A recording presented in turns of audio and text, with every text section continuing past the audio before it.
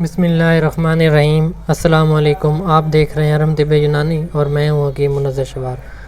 معزز ناظرین، آج ہم تھائرائیڈ کی بیماری کے متعلق بات کریں گے۔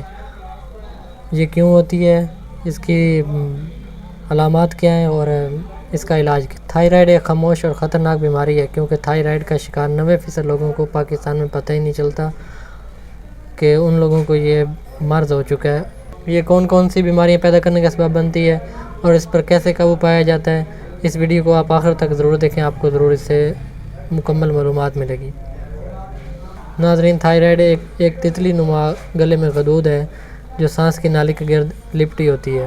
غذا سے حاصل ہونے والی توانائی کو تھائرائیڈ قابو کرتا ہے۔ اس سے خارج ہونے والا ہارمون ہمارے جسم کے تمام خلیات کو توانائی دینے میں مددگار ثابت ہوتا ہے۔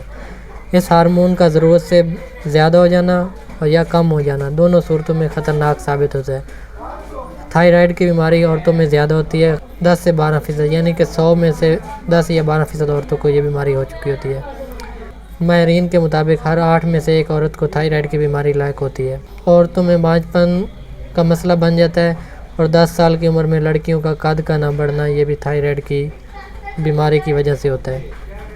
تھائرائیڈ غدود ہمارے جسم سے آیوڈین کی مدد سے کام کرتی ہے۔ ہمارے جسم میں 80% آیوڈین اسی غدود میں پائی جاتی ہے۔ تھائرائیڈ انسانی جسم میں پیدا ہونے والے کیمیائی رد عمل کو برقرار رکھتی ہے، جس سے جسم کی توانائی کا عمل کنٹرول ہوتا ہے۔ تھائرائیڈ ہارمون ٹیشوز کی تعمیر کرتا ہے، پرانے ٹیشوز کو مرمت کرتا ہے، دل کی دھڑکن پر اثر انداز ہوتے ہیں، پٹھوں میں توانائی اور جسم میں حرارت کو برقرار رکھتے ہیں۔ اس کے علاوہ بھی تھائرائیڈ اور ہارمون اور بھی جسم کے اندر بہت سارے کام سر انجام دیتے ہیں، یعنی جگر میں اصلاح اور غذائی نالی میں غذا کو ہضم کرنے میں مددگار ثابت ہوتے ہیں۔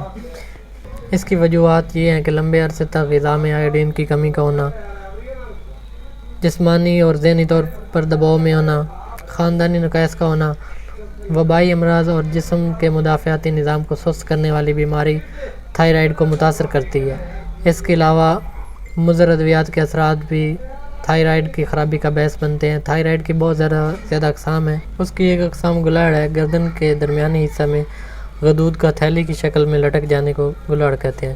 یہ اس وقت ہوتا ہے جب لمبے عرصے تک جسم کے اندر سے آیوڈین کی کمی ہو۔ بعض دفعہ یہ گلاڑ سانس کی نالی پر دباؤ ڈال دیتا ہے، جس سے سانس لینے میں بہت زیادہ مشکل ہوتی ہے۔ اس کا علاج جو ہے وہ بالکل آسان سا ہے، 3 چیزوں پر مشتمل ہے۔ آپ وہ بنا لیں اور استعمال کریں، انشاءاللہ آپ کو فائدہ ہونا شروع ہو جائے گا۔ قسط شیریں آپ لے لیں، 5 تولے آپ تبا شیر لے لیں اور 5 تولے آپ خشک دھنیا لے لیں۔